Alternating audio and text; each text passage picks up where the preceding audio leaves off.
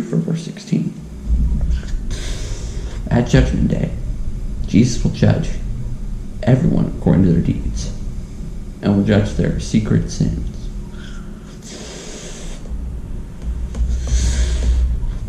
And moving on to the truths in verses 17 through 20.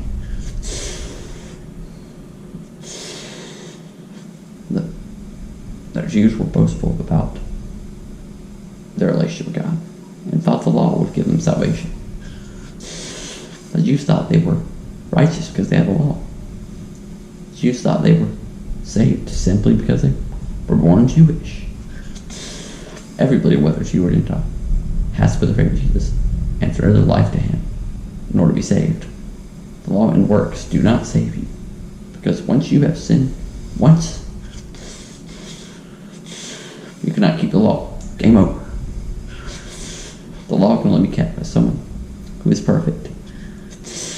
And Jesus fulfilled the law because He is perfect in every way. It is by grace we are saved. Now, here's what I said about verses 21 through 24. The Jews taught the law, but they did not practice what they preached. Those Pharisees, they were disobedient to the law, and their hypocrisy led the Gentiles to scorning and blaspheming the Lord. And here's the truth about here's what I summarized in verses 25 through 29. I said that Jewish circumcision in the body was supposed to represent being saved, justified and being made righteous by God's Spirit.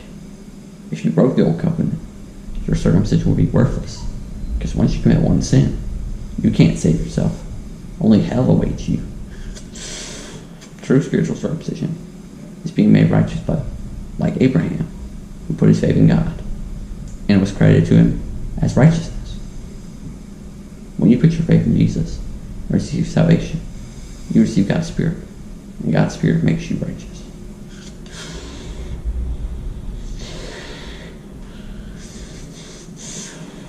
Right? Questions? For verses 12 through 16. Here are my questions for verses 12 through 16. Question 1. What does hearing the word, but not obeying God's word, say about the person's relationship with God? It shows that that person does not truly love God or value the relationship. Question 2. Why is doing what the word says better than just hearing it? Because it will be quickly forgotten if it is just knowledge. God's word is practical and is meant to be applied. It is not about being entertained. The knowledge is useless to you in the word if it is not turned into wisdom. Question 3. How can the Gentiles be a law to themselves, even though they do not have the law? Because they listen to their convictions and what they have learned and know about right and wrong. Their convictions are according to their own morals and worldview. The things they do line up with the Mosaic Law.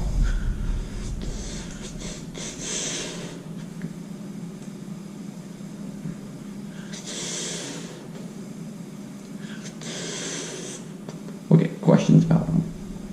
Verses 21 through 24.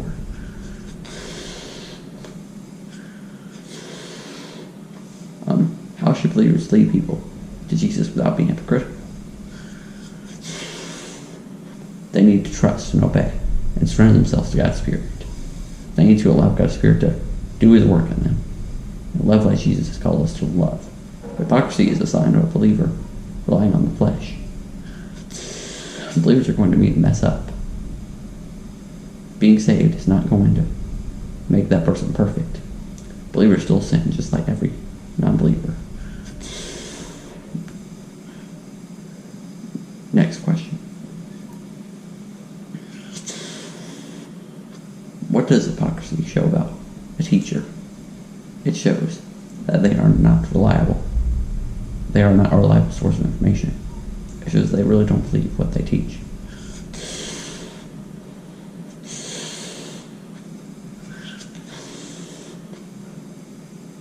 Right, last question. Why is boasting a foolish thing to do? Because it's only going to bring God's wrath and judgment. The root of all sin comes from our pride. And our pride is meaningless because we can't save ourselves by our own works. Once you have sinned, you are imperfect. So your works become meaningless. There's nothing you can do on your own to save yourself. Only the perfect sacrifice that Jesus made on the cross can save you. Because he was perfectly God and perfectly man. Perfect in every way. Only a perfect person can keep the law. Only God is perfect. Every knee must bow before God. It's all about his praise and glory.